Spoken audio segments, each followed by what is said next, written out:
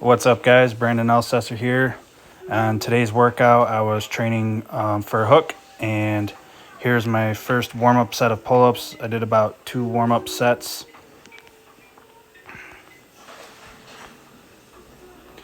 Now getting into the workout, focusing mainly on supination and hook pronation.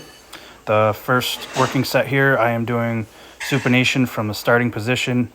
I believe I got 50 pounds on there, and I did 4 sets of 8. And now I'm on to offensive hook pronation for the second exercise. Very interesting workout. If you know Daniel Prokopchuk, look up 201 Arm Wrestling on YouTube. He goes in depth with these exercises. I highly recommend it. This is definitely one of my favorites already, and I've probably done it like 6 or 7 times so far.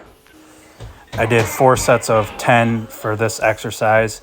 Obviously, I can't count because you can see I did 11 on the first set.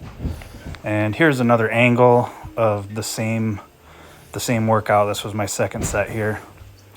Very interesting.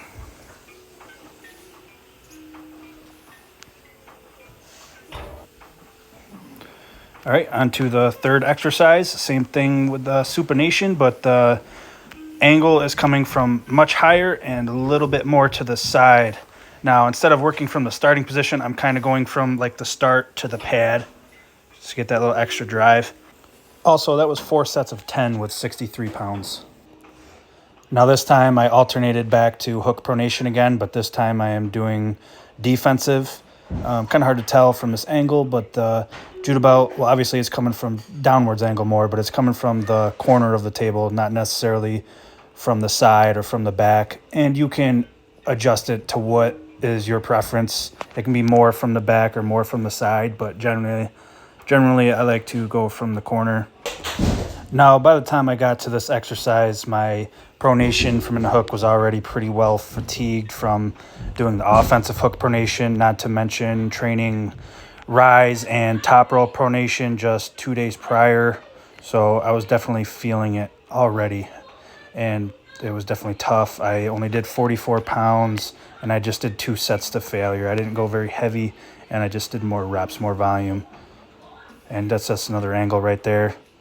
And this one is like the supination, but my wrist is already supinated. I'm not actually working my supination. I'm just working that finishing drive, that power going towards the pad for hook, press, whatever you want to call it. And for this exercise, again, I did 2 sets to failure. I had 50 pounds on there. I did about 50 reps per set. The component of failure was definitely the pec on this one.